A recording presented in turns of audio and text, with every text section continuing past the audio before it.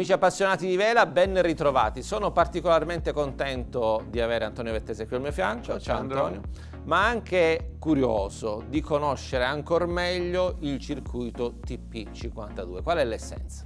Guarda, nasce in un momento di crisi delle vecchie Ton Cup, che erano regate molto tecniche, nel 2007-2008 dopo la Coppa America di Valencia. Tra i primissimi armatori e che ha sicuramente persona che ha contribuito a lanciare la classe c'è il re di Spagna Juan Carlos, che ha costruito una delle primissime. Da allora il circuito è stato un po' l'essenza della grande tecnica e della grande marineria. Non a caso hanno vinto sempre i più bravi e è stato usato da molti equipaggi come allenamento, per esempio per la Coppa America. Visto che hai messo in primo piano giustamente gli uomini, il profilo del velista che partecipa a questo circuito, poi parliamo delle barche. Beh, è un professionista molto dotato, al culmine della sua carriera. Quindi ha esperienza. Sì, ci vuole esperienza tecnica, ma anche esperienza ovviamente sul campo. Per quanto riguarda invece le imbarcazioni, caratteristiche tecniche, anche punti di forza, difficoltà, come portarle al limite, che è sempre un po'... Ma sai, è un'imbarcazione che può darti tantissimo. Ci sono bellissime immagini di queste barche che navigano con tanto vento, in planata. Più di 50 piedi, quindi una poppa molto larga. Sì, grandi velocità, ma ci vuole un'estrema attenzione, perché in quelle condizioni basta veramente delle volte lo spostamento di un uomo a bordo e perdi l'equilibrio del tuning.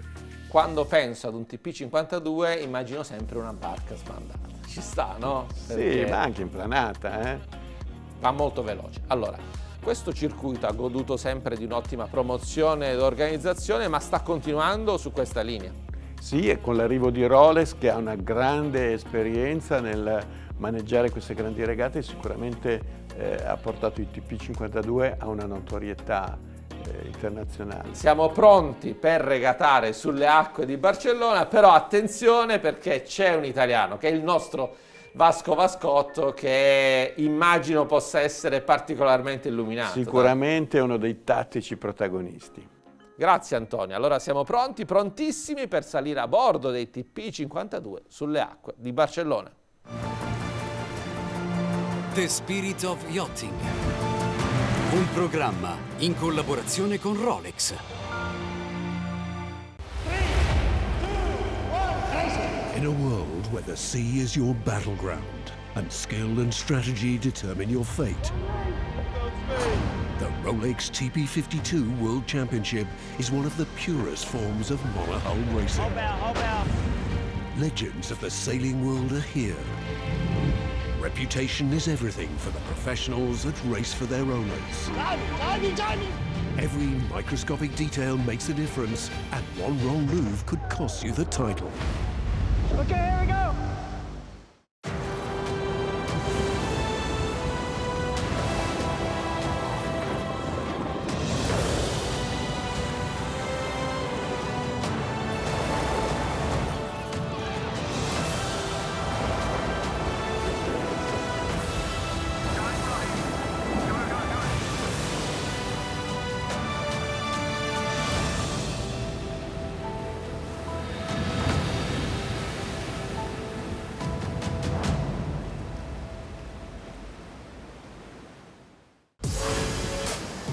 The Rolex TP52 World Championship.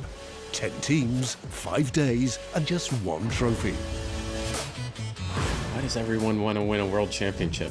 Well, I think the two words there at the end answer the question. There's potential for, I'd say, 5 or 6 teams to be front runners for this week. Here in the stunning city of Barcelona, no stone is left unturned with their near-identical racing machines. All the teams tend to break out their best gear for this event. Your preparation, your ability to make incremental gains in terms of your equipment, if you can make sure that everything is perfect, you are controlling the controllables. British team Gladiator is on form this season. After many years in the class, they're testing and refining for a shot at the title. So basically today we're just getting any of the longer jobs finished on our job list. Anything that's absolutely necessary for the boat to go sailing. Moving an existing system slightly to the side, which improves the lead, takes some friction out of it. The millimetre difference is what will make the system much freer. I mean, these things are basically made of tissue paper and hopes and dreams, these boats, which is why they're so cool and so light. You want to make stuff light and small so that, you know, things might break, but that's the marginal gain you're going for constantly. Those lines, when they come down, are going to be parallel. Yeah. It's better to go around like that. I do this job because we get to innovate some really cool things. Because these boats are built in a box rule rather than a one design, people come up with some pretty rad ideas, and then it's up to you to kind of make those things come to fruition. Coach Antonio Otero has the responsibility of making notes on each sail setup to get the most out of the practice day. The crew have been sailing these boats for years, so there's no big things to learn, big things to improve. It's just tiny, small details. Yeah, hey, can we get the A2 that's in the chase boat onto the yacht, please? Yeah, copy. We'll swap the A2 on. Drop first and then we hoist, okay? Coming down, boys. Sail trimmer Simon Fry notices a small but important change with Phoenix's spinnaker and likes what they've done. What I think we do is maybe mirror what Phoenix are doing, use a heavier Aerex just in the luff and join it to the poly goes up into Their sail-making team is standing by, and Simon Fry puts in the call. Hi, Andy. There's a problem on the fabric where the poly is loading and it just doesn't bear load, and yet the Aerex is perfect. Do you want to go and get that started today? Okay, guys. Next move is we are dropping the mainsail, boys. We have a sail limit. We're only allowed 19 sails for the season. So a sail that comes onto your card, you have to nurse its hours, you have to make sure it's always perfect to go racing. We looked at 2 sails today. One of them, I'd say, is 99.9%. The other one, we've got a slight fabric issue on a spinnaker, and we'll probably take it to a loft tomorrow, pin it out, make a small change, but it will be ready for racing on Tuesday. The technical area is busy, and every team is making last-minute refinements for race day. But unbeknown to Gladiator, 2021 World Champions Sled are already in the same sail loft. We've got these light sails that have a deeper shape for less wind to power up the boats. And when you use those sails a lot, get weaker in the way they hold their shape. And that's very important to the sailors and the performance of the boat. Well, the rest of the story is I'll get to Barcelona and have a sail that's only half finished. So even though I'm sort of under pressure to get it done in time, I still need to make sure I'm actually make it as perfect as possible. It's always exciting, you know. It's new sails, you always expect them to make the boat even faster. Finding new talent is a competitive game. 7 times world champion owner of Quantum Racing brings in young gun Harry Melgers again. Well, the story of Quantum Racing this year is a story that's connected to our passion for the sport and for developing the sport, and the only way you develop a sport is with young people. We recognize that it's really hard for younger people to get on a platform like this. It's a fantastic experience for me. I've been looking up to a lot of these guys my whole life. Just recently I won Rolex Yachtsman of the Year in the United States, and after that I just got a call from Terry and was allowed to come drive this boat. Harry's first race in Barcelona is going to count for real, as the official practice is cancelled. He'll want to impress TP52 legend Terry Hutchinson, who's back this week. We talked about a little bit of the high-level fluffy things that help us win regattas, but the opportunity for Harry and I to refine our communication, it's our opportunity for a massive gain right through the week, and Harry obviously is really high, and it's a matter simply of kind of getting us to that spot while keeping everything else consistent on the boat and me not putting us in a tailspin. After a few days kept ashore due to no wind, the pressure is now on for all teams as the race committee schedules 8 windward-lured races over 3 days. Keeping the momentum within a team is key, especially for the first race. I think we just got to refocus where we're at, getting going. I'd like to focus on the starts and just figure out what our sort of acceleration times are. 10 boats line up for the first start of the event, and everyone is fighting for the top end of the line. Just killing maybe a fraction. Yeah, and there you see Gladiator attacking right away, so clearly they have a game plan to start the boat and get out to the right side. I hope the spectator boats are backing away. Not such a great start from Austin Fragaman on Interlodge, having to tack away. Gladiators' tactics pay off, and they arrive first at the top mark. Double world champions Platoon are hunting them down at pace, so Gladiator tries a tactical move to stop them stealing their wind. It's going to get through, TP. A little bit of a dummy jibe here. They obviously willing to sacrifice a little bit there just to keep their air clear.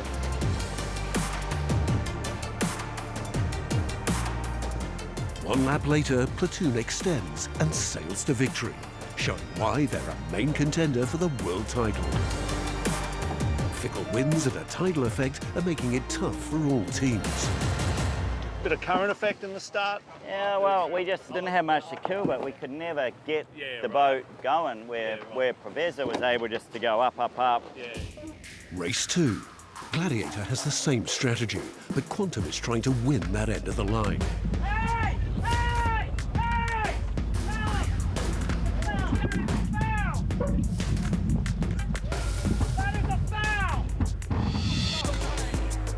No penalty is given by the umpires, and both teams sail to the right side of the course in a head-to-head battle. By the top mark, Sled's new mainsail is proving its worth, and they sail away with a win. In the third and final race of the day, Turkish entry Provetsa show their strength and overtake 3 teams in the first downwind. They hold out to the finish for the victory and top the leaderboard.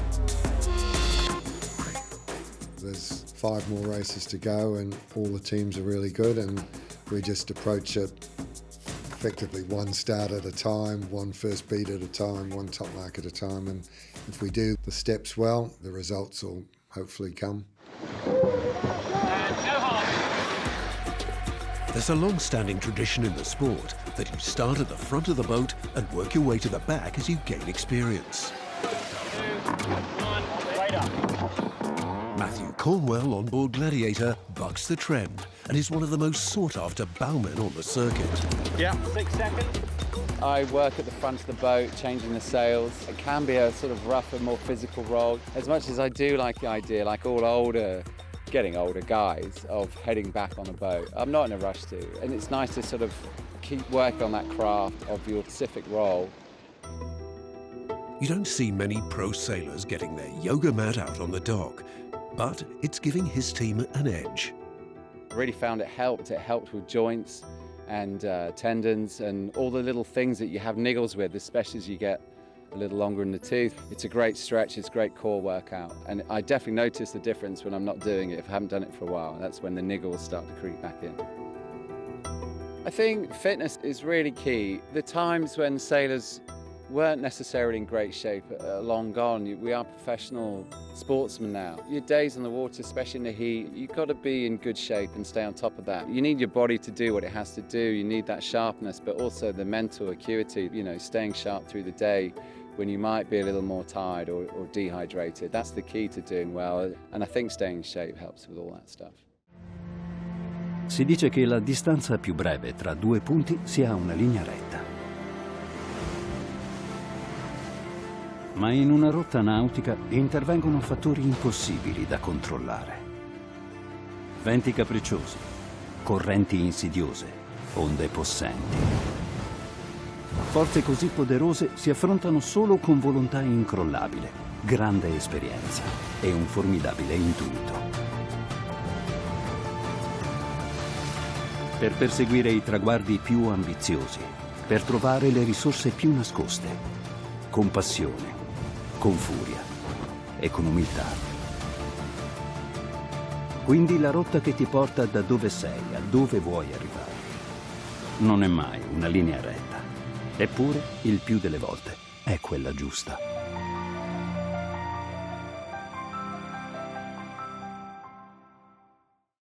One of the signs of a healthy fleet is when a new team enters the series. Hong Kong entry Alpha Plus are an amateur team bolstered by pros and take on their first TP52 World Championship. I grew up in Hong Kong and I raced on the boat for the first 2 events and then transitioned onto the chase boat role. From the chase boat, I can understand a bit more of what they're doing on the boat, what their systems are, and give that eye from off the boat and maybe help them notice things that they may not be able to. We're talking about percentage gains that are minute here. Matthew, I'm just going to go behind. I just want to have a look at their heel angle.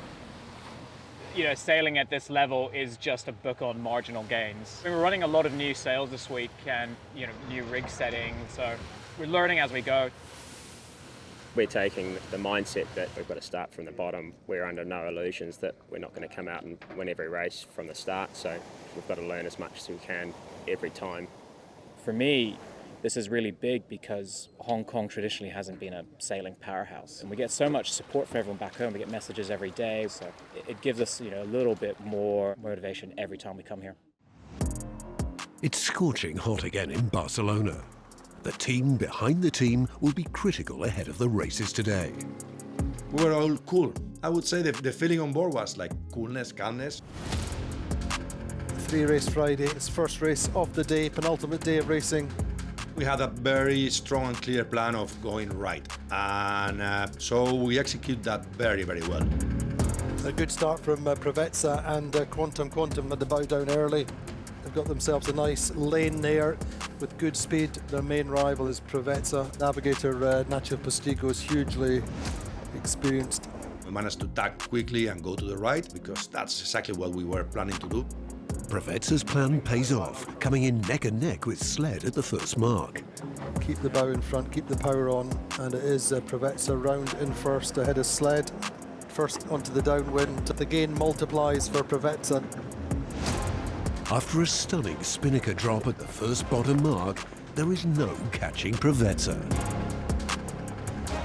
Provezza coming through for their second win in a row. Platoon, the German team, the double world champions, coming through in second, bringing their challenge back after that ninth yesterday. We came out second, and that was a good result for us, and we ended up in the top group. Bows down, maximum speed. Look at the space that Provezza have. It's a golden opportunity for them. And Quantum Racing in all kinds of trouble at the committee boat end the line. Platoon and Provezza have the same game plan, sailing side by side to the favoured part of the course. So many boats try to get a good start on the right-hand side, so they tried and we tried, and I mean, we made it a little bit better. But the boat is going really well, and so we ended up being second at the weather mark. South African entry Phoenix hits their stride, leading from start to finish. But importantly, Platoon takes second, and now the scores are tight at the top. Platoon pretty solid second in this race, keeping the pressure on Provezza for the final race of the day. Race 6 of the championship, and possibly with 2 more races tomorrow, it's too early to start thinking about, okay, we need to control Platoon. Provezza bow forwards. Previous race, Provezza was in the middle of the line with loads of space, and this time there's a little bit more jostling in the middle of the group. We went for our best start, and we went for our best mode upwind to make sure that we had a good boomer rounding. Maybe not leading the fleet, but we ended up a little bit behind the leaderboards. Provezza find themselves a little spot behind Allegra, but they are 5th, 3 places behind Platoon. But slowly we made our way up and managed to finish 1 boat behind Platoon. Gladiator over 140 metres clear with their lead. Platoon coming in with speed. Provezza in 4th. With just a couple points between them, you effectively turn tomorrow into a who beats who battle. It's good. The only bad news is that Platoon did a little bit better than us. But tomorrow will be another day. With a first in race 6, Gladiator are on the edge of the podium, while Provezza and Platoon will go head-to-head. The TP52 class has a way of pulling back the big names of the sport time and time again. Santi Langer has competed in 7 games and beat cancer 2 years out from claiming gold in Rio 2016. And he arrives here in Barcelona having just retired from his Olympic career. The retirement was very special for me. To have all your people that you've been fighting for so long telling you nice words and having great hacks, I think is the biggest prize you can get as an athlete, the respect and the friendships from the people you have been competing with. I came late this year to Provezza. I was with them, coaching them last year. Now I'm just an observer trying to figure out how to keep in better. You know, this is a class that is a continuous development. You always need to be thinking ahead, and I think that's my main role in this regatta. Santi's role is critical in the final 2 races. He'll give last-minute information that will shape Professor's game plan to keep Platoon behind. The current is more left than yesterday. The wind is coming from there now, 110, and the winds are already pointing at the current. Now just checking everything, the speed of the boat, the current, the situation of the wind, and now we do some practice start. What we want to make sure is that the boat is set up well for that given conditions. And then also get a feel for what's the favorite side of the course. We are looking around to make sure we understand the game of the day. I think the main goal for me is now to really understand what I really want to do it with passion, with motivation, with dedication. And so it's a good time to set back a little bit and understand what I really enjoy and what I really want to do in the future. It's the morning of the World Championship deciding day, and teams at the top of the leaderboard are hoping Platoon and Professor get caught up between themselves. Gladiator and us are in touch with the front, so it's still possible to win. Certainly Professor and Platoon will be looking after each other, but they have to be a bit careful with us and Gladiator. The World Championship title is at stake today. Looks like they're going to have a nice start. Here we go. There are 2 races remaining, and Professor know that their strongest chance of taking the title is to keep Platoon behind them. They start side by side, but as the race develops, Platoon plays it safe, taking the middle of the course and crucially is rounding ahead of Professor. The balance potentially swinging in favour of the 2-time world champions, but there's a long way to go. Tactician Vasco Vascotto knows that every point is making the difference. Jump on top of these guys, eh? Jiving, jiving, jiving. You know, Vasco called that jive perfectly, put himself right in the exact position he needed to be in. Professor quite a bit behind him. Keep pushing, guys. At the bottom mark, Platoon are slow and bring their spinnaker in too early. No, don't sail too low. Sail normal mode. We do 2 jives. But you need to sail fast, otherwise you stay here forever. Halfway up the second upwind, the points are in Platoon's favour. From a 3 points lead for Professor, they now have a 4 or 5 point deficit to the German flagged Platoon team. Platoon are leading around the final mark, but can't afford to give away a single point. 3, 2, 1, hoist! They know they're in with a shot at the title if they can hold on to the win. Fast mode! Fast mode! Platoon defends and have done everything they can ahead of the final race. 1 and down!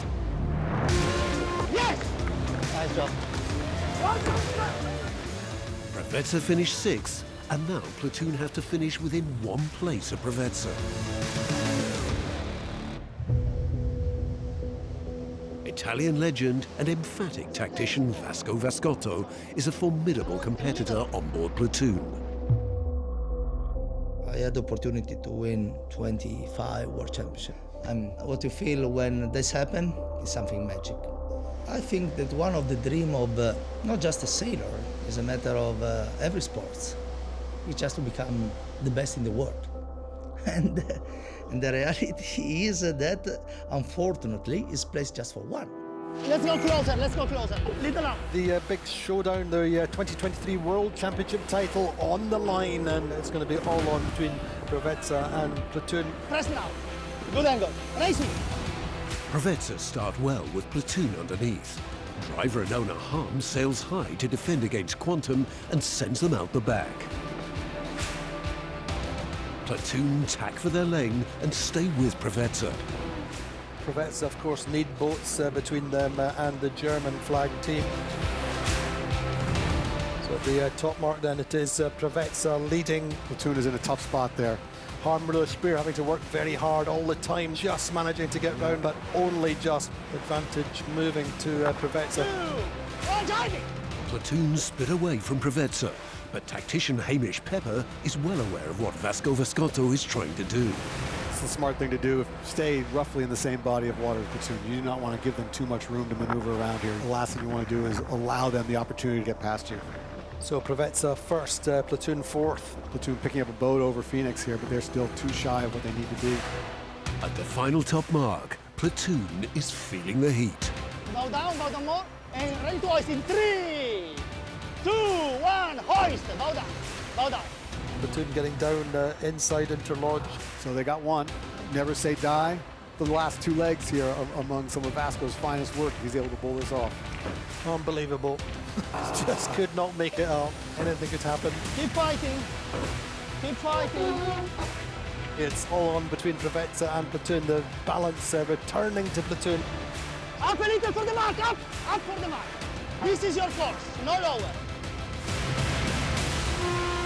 In the final seconds, the final minutes, what a comeback from the German team. They were dead and buried. Big celebrations for Harmler Spear's team. They win the World Championship title for the third time on the final run. And really, that is a hard-won world title for Harmler Spear. The celebrations take the team all the way back to the dock. And for Vasco, another World Championship to his resume. I think that we did a nice job. We just play hard. We never give up. But I think that we deserve. With the last 5 races, we did 2, 2, 3, 1, 2. What? So it was good. Well done, mate. Very good. Well done. Congrats. It's just a matter I know. of, you know. Good racing. Well done. No, you too. Winning a world title in this class, I mean, this is like Formula One racing in monohull. And I could be proud of my team. You need top sales, you need top equipment. Any single tiny little breakdown could cost you the title. It's a big thank you to everybody in the team.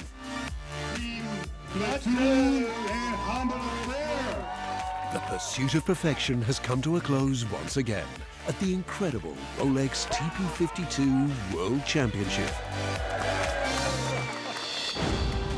Next on Spirit of Yachting, the stunning Maxi Yacht Rolex Cup in Sardinia.